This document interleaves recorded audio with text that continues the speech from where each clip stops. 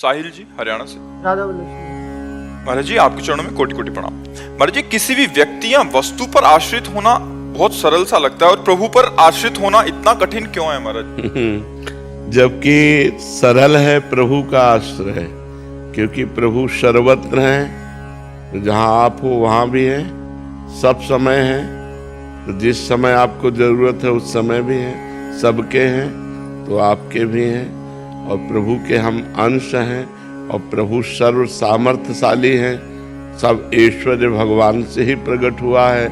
हमें भगवान का आश्रय लेना सहज है। व्यक्ति हर समय हमारे पास थोड़ी है, वस्तु नाशवान है, व्यक्ति खुद असुरक्षित है।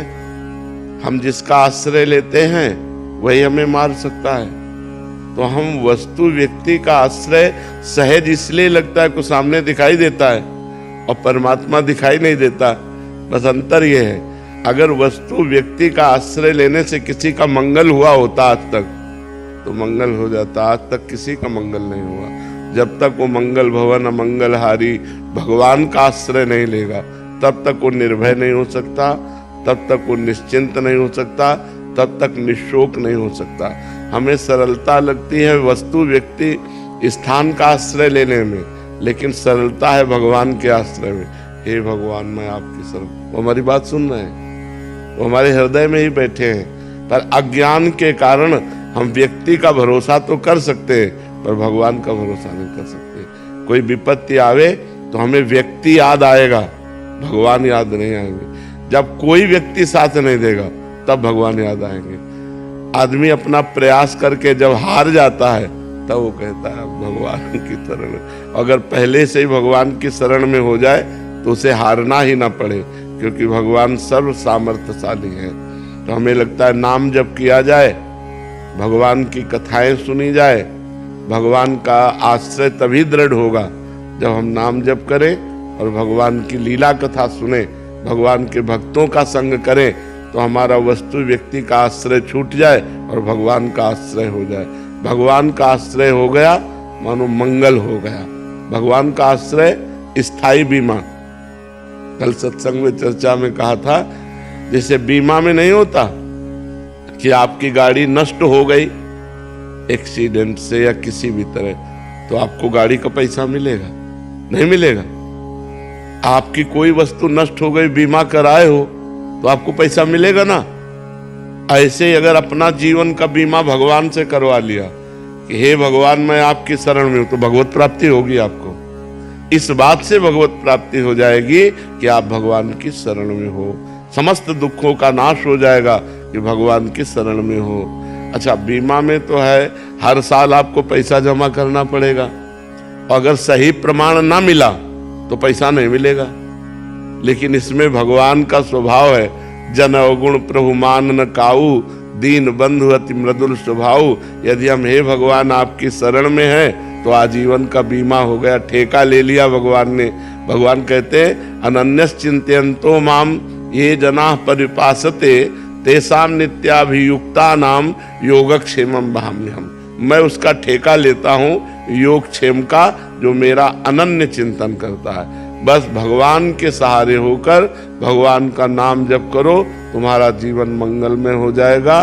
वस्तु व्यक्ति स्थान का सहारा ये हमें मृत्यु से नहीं बचा सकता, काल से नहीं बचा सकता। मुकेश कुमार सिंह जी मुंबई से।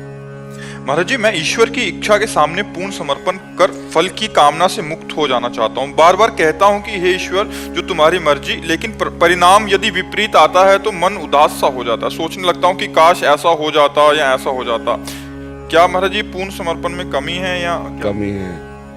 अभी पूर्ण समर्पण में कमी है। तनुवांग मनोभिरमलय सुहम त्वयिवाश्रिता। शरीर मन वाणी और अहंकार से जब भगवान की शरण में हो जाया जाता है तो उनका हर विधान मंगलमय लगने लगता है। प्रतिकूल से प्रतिकूल परिस्थिति में भी आनंद का अनुभव होता है, हार में भी जीत का अनुभव होता है, दुख में भी सुख का अनुभव होता है। भगवान आनंद समुद्र हैं। जब उनके विधान में हमारा मन राजी हो गया तब शरणागति पूर्ण मानी जाएगी।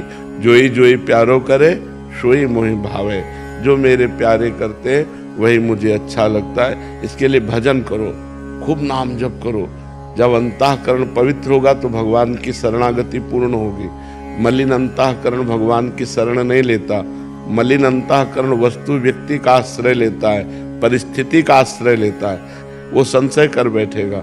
और अगर पूर्ण समर्पण है तो आगे बड़ी कृपा है, बड़ी कृपा है भगवान की। अगर भगवान मंगल भवन सर्वज्ञ है तो उन्होंने जो विधान किया वो मेरे लिए मंगल, इस अभी दिखाई दे रहा है मंगल, दिखाई दे रहा है प्रतिकूलता, लेकिन इसका परिणाम जरूर मंगलमय होगा, क्योंकि भगवान मंगल भवन है, भगवान सुख सिंधु है, भगवान आनंद समुद्र है। वो अपने बच्चे को, अपने शरणागत को दुख कैसे दे सकते हैं? ये दुख दिखाई दे रहा है लेकिन होगा इसका मंगल परिणाम। जैसे जहरीला फोड़ा हो जाए तो माँ पैसा दे करके डॉक्टर को और अपने आप से हाथ पकड़कर वो ऑपरेशन करवाती है कि इसका अगर ये जहरीला फोड़ा निकल गया तो ये सुखी हो जाएगा। ऐसे कोई पाप कर्म हमारा जो हमको दुख देने वाला है, भगवान प्रतिकूल परिस्थिति देकर उसको नष्ट कर देते। हम अज्ञानी होने के कारण जान नहीं पाते तो हम भगवान पर आरोप करने लगते हैं, कृपा नहीं है। अगर कृपा होती तो हमारा काम हमारे अनुसार बन जाता, ये गलत बात है। अब हमारा अनुसार ही नहीं रहा, हम तो शरणागत हैं। अब तो जोई जोई प्यारो करे सोई मन भावे। धीरज जी कोलकाता से। श्री हरिवंश। राधे राधे महाराज जी, आपके चरणों में कोटि कोटि प्रणाम। महाराज जी, श्री जी की अनन्यता और गुरु में होने के लिए क्या करना पड़ता है? नाम जप। जितना अंतःकरण पवित्र होगा उतने ही वस्तु व्यक्ति स्थान का आश्रय छूटेगा और भगवद आश्रय होगा, चाहे गुरु का आश्रय कहो चाहे श्री जी का आश्रय कहो। अभी हमारा आश्रय कोई व्यक्ति है, कोई वस्तु है, कोई स्थान है, अपना शरीर है, अपना मन है, अपनी इंद्रियां हैं, भोगों को भोगना है, ये सब प्रपंच है। जैसे जैसे हम भजन करते हैं हमारा हृदय निर्मल होने लगता है। निर्मल हृदय में वासना नहीं रहती, उपासना जागृत होती है। निर्मल हृदय में वस्तु व्यक्ति स्थान का आश्रय नहीं होता, भगवान का आश्रय होता है। इसलिए इष्ट और गुरु में प्रीति चाहने के लिए प्रेम मूल यह नाम है। खूब नाम जप करो, भगवान की लीला कथा सुनो, भगवान के चरणों का चिंतन करो, उनके आश्रित हो तो वही श्री जी से भी प्रेम करा देंगे और वही गुरु जी हैं। भगवान और गुरु दो थोड़ी होते हैं। गुरु साक्षात परब्रह्म, तस्मै श्री गुरुवे नमः। गुरु साक्षात परब्रह्म परमात्मा ही गुरु है, दूसरा कोई गुरु थोड़ी है। तो जब हम भगवान का भजन करेंगे तभी हमारा मंगल होगा, और कोई उपाय नहीं है। भजन के सिवा कोई उपाय नहीं। विनिश्चितम बदामिते नान्यथा बचांस में हरिम भजन्ति नरा बहु सागर तरंति। निश्चित बात यह है, अन्यथा नहीं है, कि जब तक आप भजन नहीं करोगे तब तक आपका मंगल नहीं होने वाला। इसलिए खूब भजन करो, उसी से सब ठीक हो जाएगा। महाराज जी, नित्य प्राप्ति भी होगी, सब कुछ प्राप्त हो जाएगा। क्या नहीं प्राप्त हो सकता भजन से? जब भगवान अधीन हो जाते हैं तो और क्या नहीं हो सकता।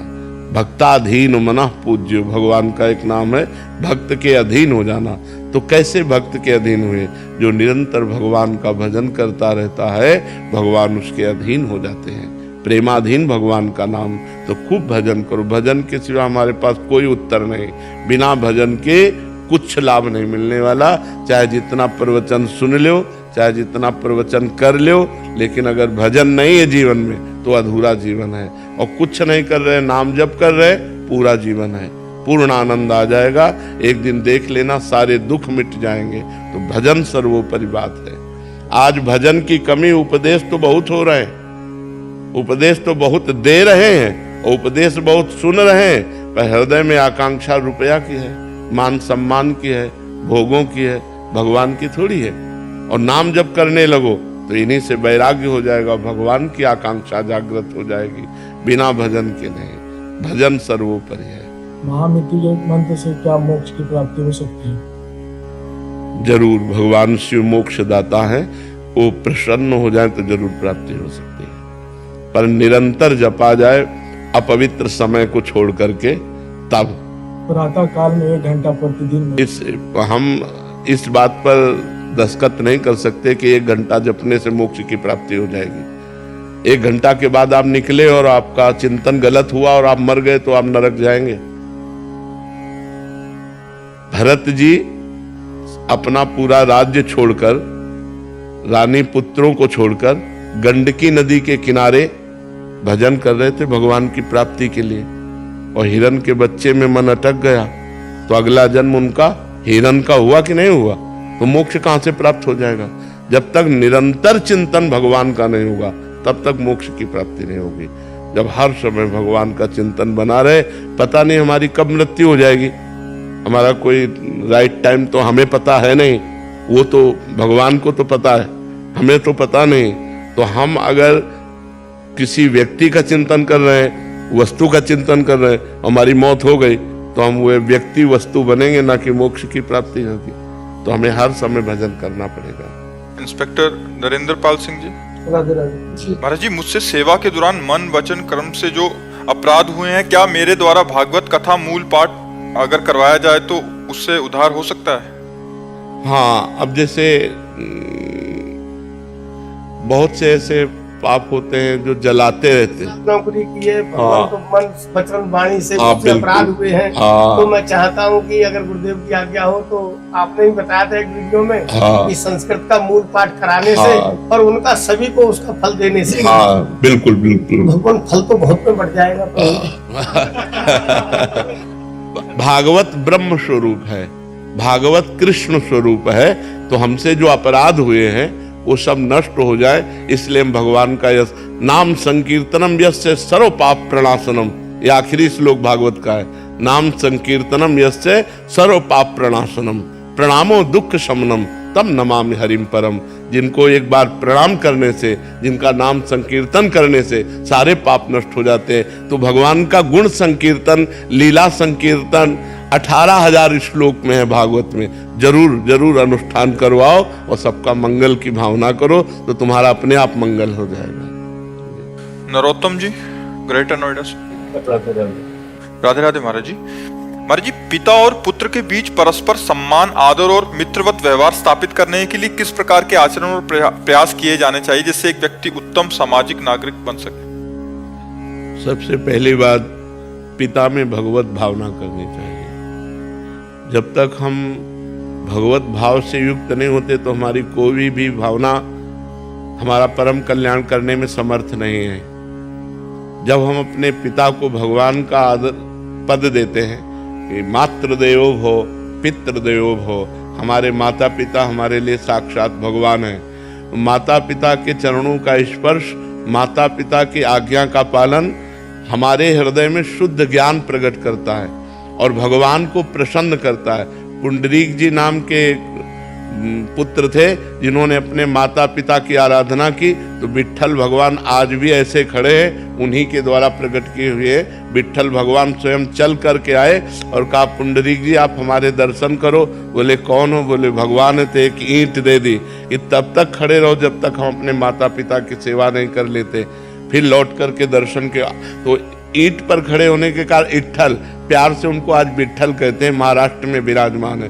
तो यदि हम माता पिता को भगवान की भावना से उनकी आज्ञा का पालन करते हुए, तो हमारे अंदर वो बुद्धि बढ़ेगी जो समाज प्रिय होगी, हमारे अंदर वो ज्ञान बढ़ेगा जो भगवत प्रिय होगा। सबसे पहले हमें भगवत भावना, क्योंकि भगवत भावना के बिना हम सेवा पूर्ण नहीं कर सकते। जैसे आप अपने माता पिता की सेवा कर रहे हैं और फिर कोई रिश्तेदार आया या मित्र आया और वो तुम्हारी निंदा करने लगे, तुम कर रहे हो सेवा और वो तुम्हारी निंदा करने लगे, अब तुम्हें क्या लगेगा?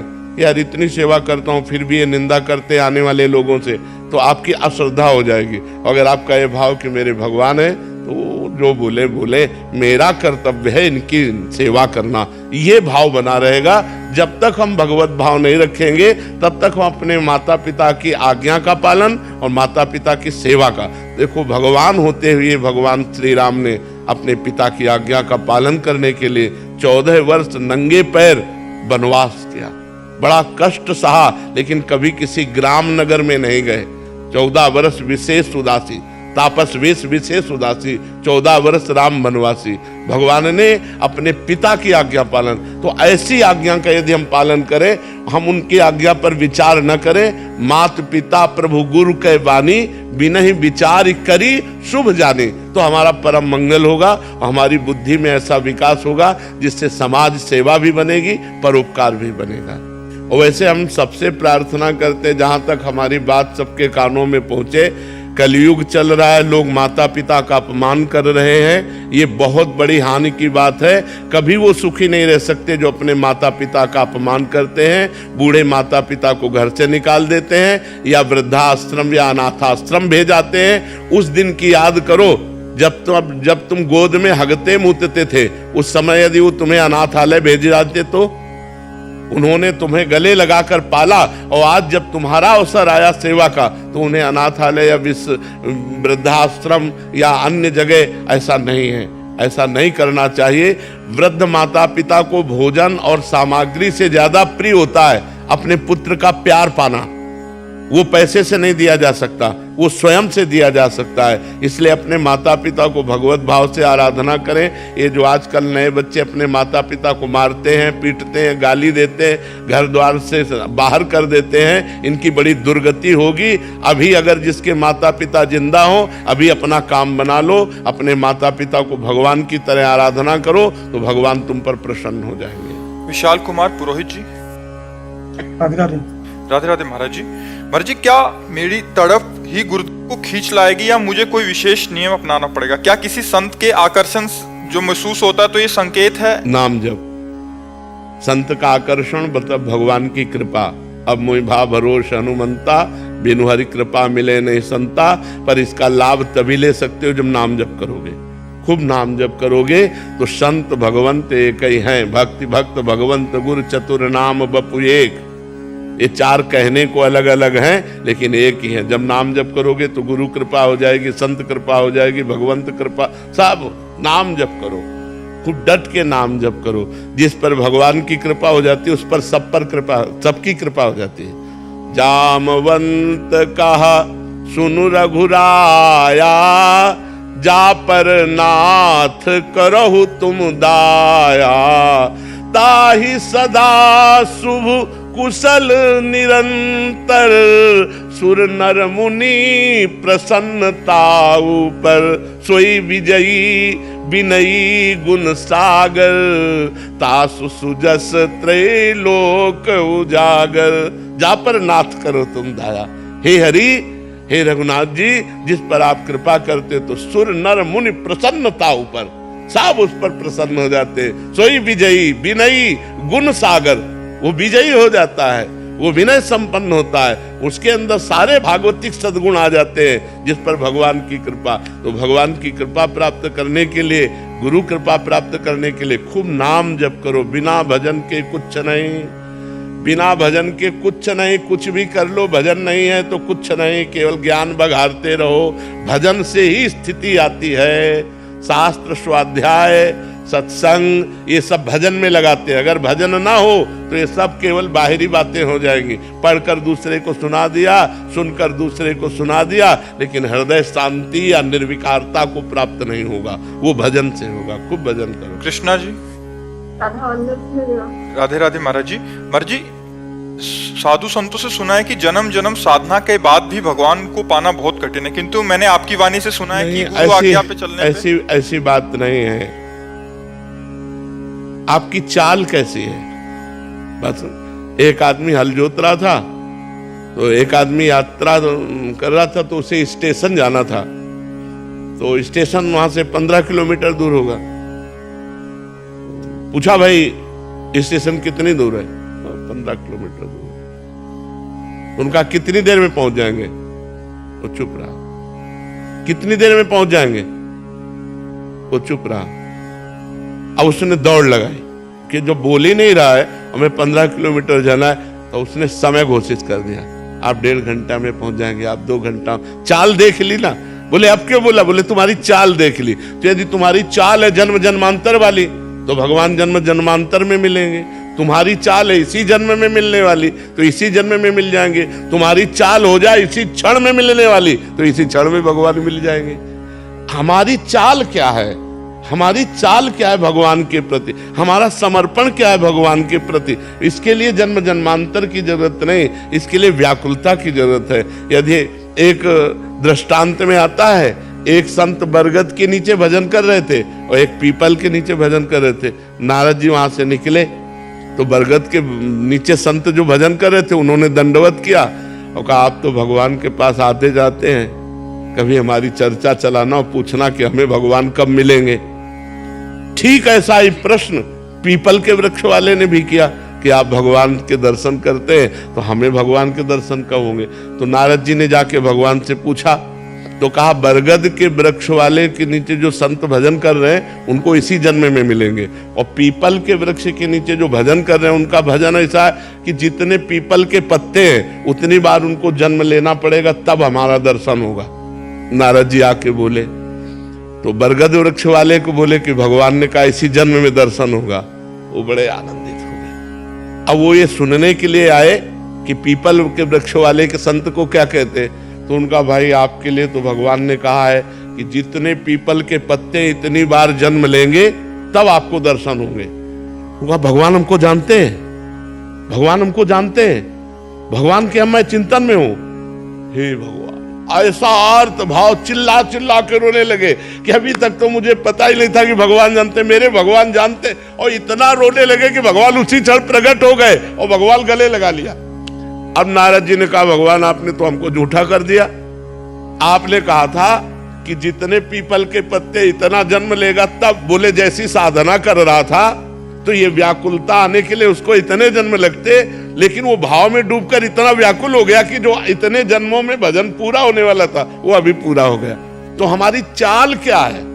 भगवत प्राप्ति में विलंब नहीं है, हमारी चाल में, हमारी व्याकुलता में, हमारी लालसा में हम भगवान को कितना प्यार करते हैं, भगवान के लिए कितना तड़पते हैं, बस ये खास बात है। शैली जी पंजाब से। राधे राधे महाराज। राधे राधे महाराज जी। जहाँ से महाराज जी जब लौट के जाती हूँ तो मन बहुत विचलित हो जाता है, वृंदावन की पल पल याद आती है। एकांत में नाम जपने बैठती हूँ तो यहीं की कुंज गलियां, आपके दर्शन, श्री जी का महल, बिहारी जी के दर्शन, परिक्रमा, अहो भाग्य है, धन्य भाग्य है।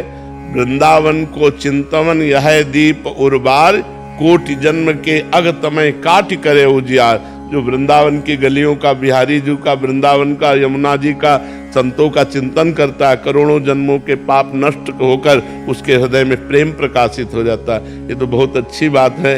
वृंदावन में रहकर दिल्ली कलकत्ता का चिंतन हो तो दुर्भाग्य है, और दिल्ली कलकत्ता में रहकर वृंदावन का चिंतन हो तो सौभाग्य है। बड़ा सौभाग्य है कि आप बाहर रह करके भी प्रिया प्रीतम की इस राजधानी का चिंतन करते, परम धाम वृंदावन का चिंतन करते, ये सौभाग्य है। राधे राधे महाराज जी। महाराज जी, आप कह रहे हैं कि आपने सेना में जाने की इच्छा थी, गए, फिर शराब की आदत लग गई, फिर 2 साल में नौकरी छोड़ दी, फिर गांव में अच्छी बेइज्जती हुई और नशा में लग गया, फिर भाई ने नशा छुड़ा दिया, अभी नशा छोड़ तो दिया, बट महाराज जी अभी एक इनके वो अंदर से इच्छा बनी हुई है कि फिर से मैं वैसा ही बनूं और खूब धन दौलत यश कमाकर माता पिता का खोया हुआ सामान स्थापित करूं। दूसरी तरफ लगता है आपकी वाणी सुन के कि भजन करूं, ये सब व्यर्थ है, काहे इसमें पचड़े में पड़ रहे हो। भजन करके हम ये नहीं कहते, भजन करके धन कमाओ, धर्म पूर्वक धन कमाओ, मेहनत। अब जैसे आपको सरकारी नौकरी मिल गई थी, बेवकूफी है कि आपने उसे छोड़ दिया, गंदी आदतों में फंस गए। यदि आज होते तो आप किसी पद पे होते, आप हमारे भारत सरकार की सेवा करते, अर्थ मिलता, परिवार का पोषण करते। मूर्खता में आपने अपना नाश कर लिया। अब एक बार फिर प्रयास करो, नाम जप करो और अच्छा प्रयास करो। यदि आप हमारे और किसी भी सेवा में आते हैं समाज की, तो जीवन सार्थक है सेवा में, जीवन सार्थक ऐसे नहीं। देखो हम बाबा जी बने, लेकिन हमको समाज सेवा दी भगवान ने कि नहीं दी? सबसे मिलना, सबसे जुलना, प्रश्न उत्तर करना, सबको संतुष्ट करना, ये समाज सेवा है। बिना समाज सेवा के चाहे कोई भी हो, उसका कल्याण नहीं होता। देखो बड़े बड़े संत समाज सेवा में घूम घूम कर उपदेश करते, घूम घूम कर जाकर उपदेश करते, जन कल्याण करते। ये समाज सेवा करनी पड़ेगी। अगर आप किसी पद पे हैं तो आपको बढ़िया अवसर मिल गया समाज सेवा का। यदि पद नहीं है तो आसपास पड़ोस में ऐसा माहौल बनाओ कि लोग तुम्हें याद करें, तुम्हारे ऐसे आचरण न हो कि लोग तुम्हें गाली दें। ऐसे आप शराब पियोगे, उद्दंडता करोगे तो लोग क्या कहेंगे? तो ये सब गंदी बातें छोड़ो और नाम जप करो और अच्छे बनने की चेष्टा करो। जैसे समाज सेवा में आपका योगदान हो वैसा बनो। बिना समाज सेवा के, बिना परोपकार के कल्याण नहीं होता। परोपकार अत्यंत आवश्यक है, समाज सेवा अत्यंत आवश्यक है। जैसे कोई पुलिस में है, कोई कहीं है, तो समाज सेवा का बहुत बढ़िया अवसर है। निर्दोष को बख्श देना, दोषी को दंड देना, ये समाज सेवा बन गई। अब उसी में घूस लेकर के निर्दोष को पीट देना और दोषी को मुक्त कर देना पाप बन गया। तो हमें लगता है अपने अपने पद के अनुसार यदि हम धर्म के अनुसार चले तो समाज सेवा बन जाए, और समाज सेवा भगवान की सेवा है। समाज सेवा साक्षात भगवान की सेवा है। जी आजकल बहुतायत मतलब 99% ऐसा हो रहा है कि अपने सुख या अपने परिवार को भौतिक सुखों से युक्त करके बस जीवन व्यतीत कभी हो नहीं जाए। कर सकते। पक्का देख लो, जितने घूस लेने वाले बड़े स्तर के हैं उनके लड़के शराबी, बेईमान, गुंडा टाइप के, जो घूस लेंगे, ज्यादा उद्दंडता करेंगे, निर्दोष को दंड देंगे, तो जब हमारे मालिक का हिसाब किताब आएगा ना तो ऐसी तैसी हो जाएगी। न पत्नी सही रहेगी, न पुत्र सही रहेगा, न धन संपत्ति काम में आएगी। तो हम कहते हैं कि अधर्म की यदि बात करोगे कि हम अधर्म करके अपने परिवार को उन्नति में ले जाएंगे, तो भैया आखिरी में ऐसी उन्नति से गिरोगे कि तुम रोते नहीं बनेगा तुमसे। तो इसीलिए कहते हैं धर्म से चलो, दूसरों को सुख पहुंचाओ, तो तुम्हारे परिवार को अपने आप सुख पहुंचेगा। और दूसरों के परिवार को उजाड़ कर अपने परिवार को सुखी करना चाहोगे, ऐसा कभी नहीं हुआ, कभी नहीं हो सकता। ये धर्म है, ईश्वर है, वो देख रहा है, सबका मालिक देख रहा है। जिन्होंने ऐसा किया, दूसरों के परिवार को उजाड़ा, उनके परिवार में कोई रोने वाला नहीं बचा, मिट्टी में मिल गए। इसलिए धर्म से चलो, नमक रोटी खाओ, तो तुम्हारा परिवार हष्ट पुष्ट और शांति युक्त होगा, आनंद युक्त होगा। ये पढ़ाई तो मर्जी कहीं होती नहीं है, कोई बताने वाला है ही नहीं है। हम इतनी मुश्किल से नौकरी मिली, उसमें तो फिर जब लिखता है कि यार जल्दी से कमा लो धन और अपने खूब ऐश और आराम की जिंदगी, वो फिर जल्दी से ही नष्ट हो जाता है। जब बल्ब जितना वाट है उस वाट से अधिक लाइट मारे तो खुशी मत हो, वो फ्यूज होने वाला है नहीं? ऐसे ही धर्म से चलोगे तो आप सुखी रहोगे, ज्यादा लाइट मारोगे तो फ्यूज हो जाओगे पक्का। राधे राधे महाराज जी, आपके चरणों में कोटि कोटि प्रणाम। गुरु जी, गीता में धर्म का पालन कराना सिखाया है, और ये भी सच है कि सत्य ही ईश्वर है। लेकिन अगर जीवन में धर्म और सत्य विपरीत खड़े हो तो कैसे पता चलेगा कि सही क्या है, गलत क्या? नहीं, ऐसा कैसे, ऐसे कैसे? आप चल के तो देखो, आप धर्म और सत्य पर चल के तो देखो, विपरीत कैसे हो सकता है? धर्म कभी विपरीत फल देता है और सत्य कभी विपरीत फल देता है? ऐसा हो ही नहीं सकता। हमें बताओ, प्रमाण बताओ। आपका ऐसा भाव है कि ससुराल में अपमान और नकारात्मकता का सामना करना पड़ता है। धर्म कहता है सम्मान करो, लेकिन सत्य यही है कि मन नहीं करता, हृदय व्याकुल रहता है। नहीं, अभी धर्म का परिचय नहीं पाया। अगर धर्म का परिचय पाया तो आपका भाव सास ससुर के प्रति कभी नकारात्मक होना ही नहीं चाहिए। वो आपके प्रति नकारात्मक भाव कर रहे हैं, ये उनका भाव है। लेकिन आप धर्म से चलने वाली हो तो आपका धर्म क्या कहता है? सास ससुर को भगवत स्वरूप देखना। वो चाहे जितना नकारात्मक करें, तुम्हें परास्त नहीं कर सकते, क्योंकि तुम धर्म से चल रहे हो। धर्म से चलने वाला दुखी हो सकता है लेकिन पराजित नहीं। जैसे महाराज धर्मराज युधिष्ठिर, उनको 12 वर्ष का वनवास, 1 वर्ष का अज्ञातवास, दुखी हुए लेकिन पराजित नहीं हुए। हस्तिनापुर के सिंहासन पर धर्मराज युधिष्ठिर ही विराजमान हुए। इसलिए मानते हैं हम कि आपको दुख प्राप्त हो सकता है, लेकिन आप पराजित नहीं हो सकते। और अगर आपके अंदर ये भाव है कि फिर मेरा मन नहीं करता उनकी सेवा करना या उनकी आज्ञा पालन, तो आप पराजित हो गए, आप अपने धर्म से च्युत हो गए।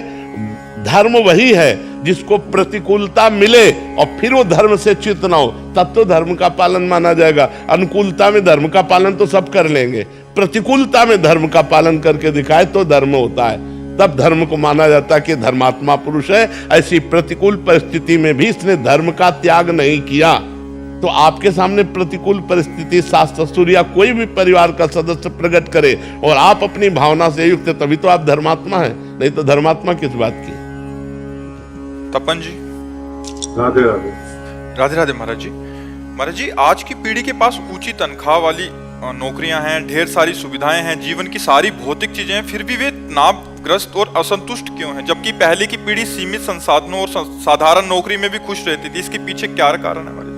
अशांति कामनाएं होती हैं, जितना मिलता जाता है उससे बढ़कर कामनाएं होती हैं, और कामनाओं का भोग करने पर अशांति प्राप्त होती है, और कामनाओं का त्याग करने पर शांति प्राप्त होती है। त्यागात् शांति अनंतरम, त्याग से ही शांति का प्रादुर्भाव होता है, भोग से नहीं।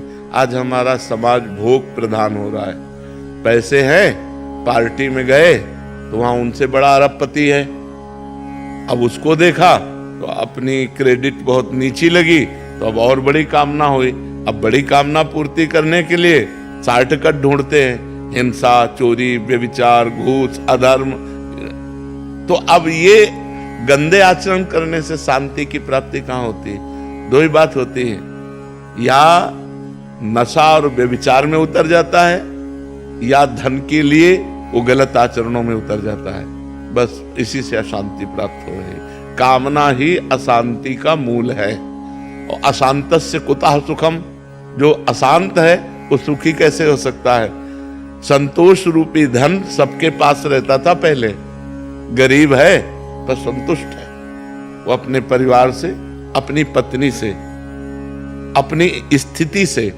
आज पति पत्नी से संतुष्ट नहीं, पत्नी पति से संतुष्ट नहीं, अर्थ की व्यवस्था से संतुष्ट नहीं, घर मकान की व्यवस्था से संतुष्ट नहीं, भोगों से संतुष्ट नहीं, केवल असंतोष ही असंतोष बढ़ता चला जा रहा है। क्यों? क्यों? ना धर्म है, ना अध्यात्म है, ना भजन है, ना संतों की सेवा संग है, तो उससे सब दुर्दशा होती चली जा रही है। पहले था हमारे घर में 4-4, 6-6 संत आते थे, सबका चरण उदक उतारा गया, घर में छिड़का गया, उनको पवा के पाया गया, जो नमक रोटी, बड़ा आनंद, बड़ी शांति। किसान के घर में पैदा हुए तो कभी बाजार वाली वस्तुएं तो खरीदने का चांस ही नहीं होता था, क्योंकि अगर कुछ भी खरीदना है तो अन्न बेचना है, तो मतलब बस वही होता था जो अरहर की दाल खेत में हो गई, या मूंग की दाल हो गई, या आलू की सब्जी हो गई, जो खेत में होता था वो, पर वो अमृत जैसा और बड़ी शांति, पर बड़ा आनंद था। सब हष्ट पुष्ट संतुष्ट। 11 गौएं थी, एक बूंद दूध नहीं बेचा जाता था, सब वो संतुष्ट रहते थे, सब प्रसन्न रहते थे। अर्थ की अव्यवस्था, भोगों का लघु स्वरूप, मिट्टी का मकान, लेकिन संतुष्ट है, सब स्वस्थ है, कोई रोग नहीं, कोई चिंता नहीं। क्यों? क्योंकि संतोष धन है, सत्संग है, साधु महात्माओं का सेवन है, नाम जप है, और गरीबी में भी सुख का अनुभव हो रहा है। आज अमीर हैं प्राय लोग, कोई ऐसा रिक्शा वाला भी नहीं होगा जिसके 1,50,000 का मोबाइल जेब में ना हो। समय देखिए, लेकिन गलत स्वभाव, कामनाएं, भगवान से विमुख हो जाना, व्यसनादि व्यभिचार आदि में फंस जाना, सब छोटे छोटे बच्चे व्यभिचार में फंस रहे हैं। एक 12 वर्ष का बच्चा यहीं बैठ के कर रहा था कि मैं बहुत परेशान हूं। परेशानी का विषय था हस्तमैथुन की लत और गर्लफ्रेंड। माथा पकड़ के हम बैठ गए, 12 वर्ष का बच्चा और गर्लफ्रेंड, तो हमें लगता है कुछ दिन में पलना में ही गर्लफ्रेंड। कलयुग का प्रभाव देखो।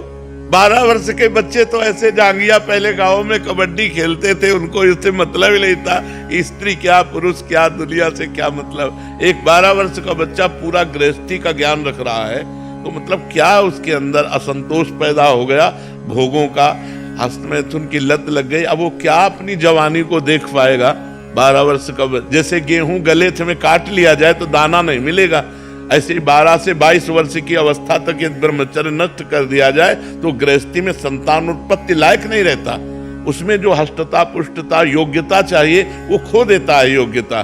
तो आज का जो हमारा समाज है, जो नवीन पीढ़ी है, वो अध्यात्म से बिल्कुल विलग होती चली जा रही है। अब कुछ जागृति हो रही है, जैसे संतों के द्वारा जागृति हो रही, जो अध्यात्म को सुनेगा वो जरूर संतोष को प्राप्त हो जाएगा।